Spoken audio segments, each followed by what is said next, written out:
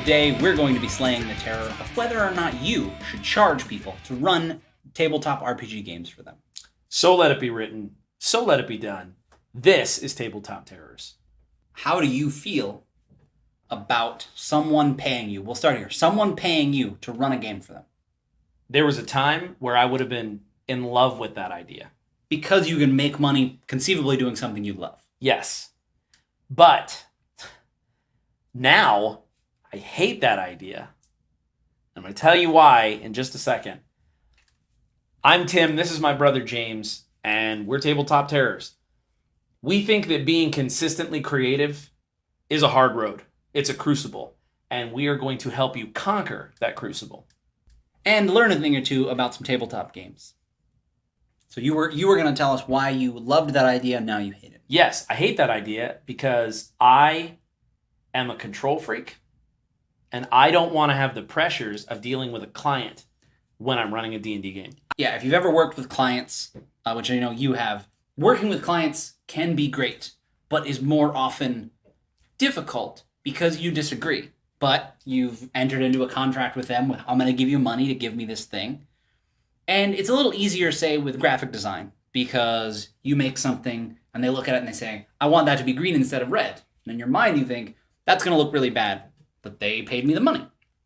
A D&D game is like, it only happens once. So if somebody paid me, it's harder to please them outside of plenty of other things. Sure. But in the same respect, I don't think it's right for me because I would be too nervous. I don't think I could ever reach a point where I thought I was good enough for it. You know what I mean? Like, there are a lot of things that can go wrong, and I would feel bad taking money for something that wasn't the best I could possibly do. As the genesis of an idea, I like to go really far out so that we can then bring it back to something that is a little different and unique.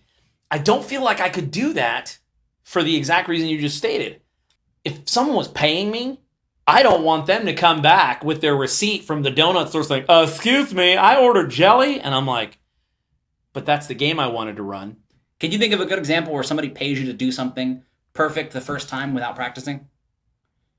If somebody... Yeah. Okay, yeah, what? Surgery? Okay, that's true. But... That's why they call it practicing medicine. That's funny.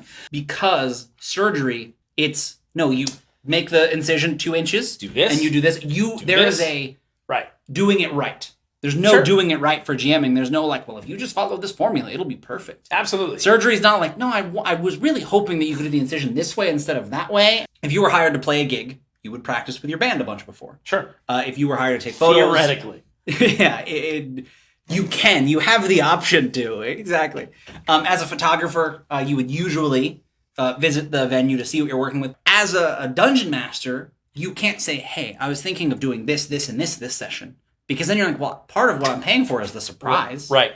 I thought, you know? Sure. Well, and I want to make it clear, too, that I understand that I'm one of 5 players when I run a game. So when I say, that's not the game I want to run, there is involvement in the players. There's a general understanding of what we're in for. We've already done like a session 0 for the campaign.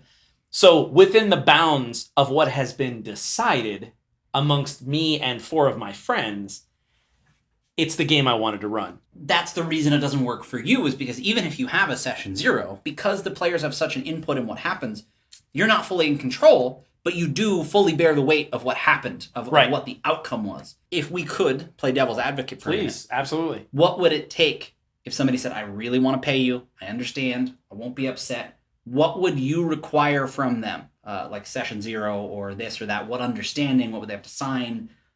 What would it take if I was like, I really want to pay you to run a game for me? A few more zeros at the end of that check. Oh! I would let somebody pay me to run for them a pre-written module. Huh. Whether they wrote it, I wrote it, Wizards wrote it, doesn't matter. Whether they read it or not, but if they're like, hey, I want to pay you to run Lost Mines of Phandelver. Gotcha. Because I can go, they were like, oh, well, I didn't like that you did this. And I'm like, well, right here on page 19. You know what I mean? It's like you've set a precedent of like, this is what you're getting yourself into. So wherever you're at, find a way to tell us what it would take for you to run a paid DMing session. Your answer is going to be anything. I would do it right now. I would do it right now for I'd $2. pay you to let me pay what? Tell us if you have ever paid for dungeon mastering, Because if you have, we're not belittling that or berating it. And tell us if you had fun. Yeah. Or not, you know. Like, what would I need for someone to say, hey, I will pay you to DM? A good start is like a session 0. I don't have an answer. Because my answer would be, the answer is right now, I don't think I would, because Which that's is fair. Consistent. Even if it was one game, it's time away from the stress-free Exactly. fun of just playing with my friends. Because it is now a job. It's a job. It's a job. And as much as a lot of people say, you know, what is the quote? Do what you love. And you'll never work a day in your life. Boom. Not true. Not true when you're working with clients. Let me give that caveat. Because Boom. I'm like, no, I love writing RPG books, and it is something I love. But because we're the clients, as soon as you're like, oh, I love photography, but you have to photograph that person and do what they want. And I'm like, well, you're kind of taking it away. You know what I mean? You're taking some of the passion out of it. And I'm like, well, do you think it's okay, I guess? Maybe that's the question we want to tackle. Do you think it's okay for people to run games and accept money for them? Absolutely.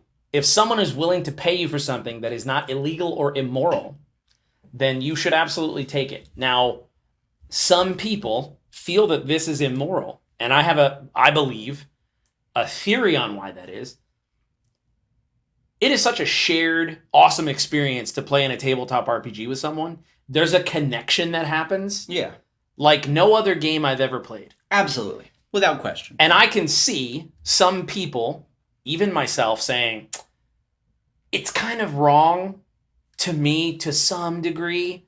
Well, that you're going to charge someone for something that I had so much fun. And if somebody waves the almighty dollar bill and says, I wanted to do this, it's not illegal, it's not immoral, it'd be hard for me to say, no, I won't run that game for you. It would almost be foolish. So what I would say instead, the way I would phrase it, I almost feel like this argument happens about whether it's wrong or right, when instead, my opinion is that it should be, is it as good? You know what I mean? When you pay for it, I'm like... Nailing it, kid. It's a little different. It's like paying someone to hang out with you. It's just not gonna be the same. Dude, I never thought of it that way.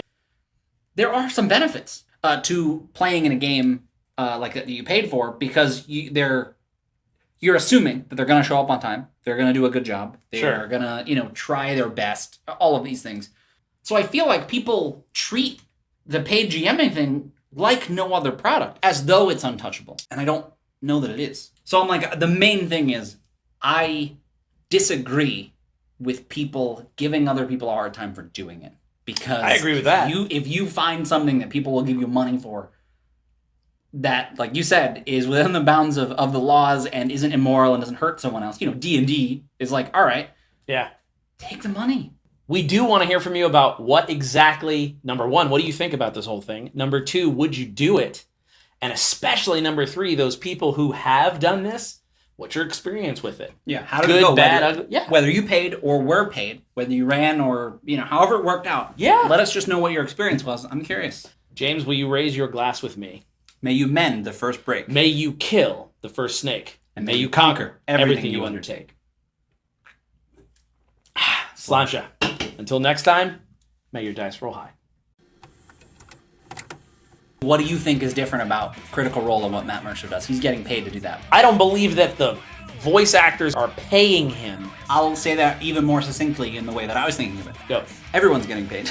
They're getting paid to entertain. Those people might walk away from the table and think, I hate D&D. But here's X amount of dollars to sit there and pretend you love